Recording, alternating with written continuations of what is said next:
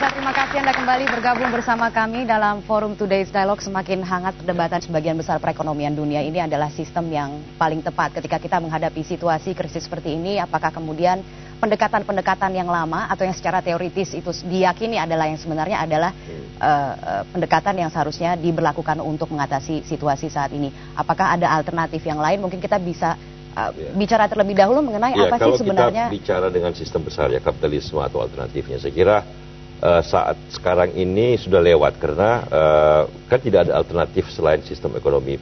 Kalau kita bicara sistem ekonomi pasar atau kapitalisme, kan kita bicara soal bagaimana pengusaha-pengusaha seperti beliau-beliau ini bisa memainkan perannya dalam dunia perekonomian, bukan cuma pemerintah. Tetapi kan kita tidak cuma berkenalan dengan satu tipe kapitalisme atau sistem pasar.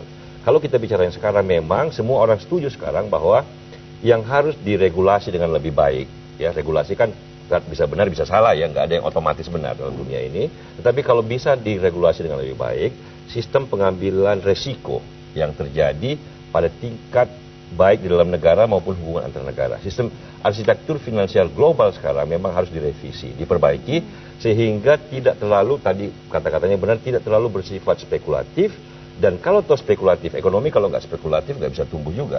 Kalau toh dia bersifat spekulatif, dia bisa dikendalikan dan bisa diprediksi. Kalau sekarang tapi apakah itu memang menunjukkan apa yang terjadi saat ini? Secara global menunjukkan bahwa memang sistemnya memiliki cacat. Sekarang masalahnya bukan sistemnya. Microsoft kan kapitalis, tapi nggak ada soal. Perusahaannya Erwin juga dalam sistem ekonomi pasar, tapi nggak ada soal. Kita nggak bicara soal itu. Kita bicara soal satu segmen dalam sistem pertukaran dunia yang sekarang bermasalah.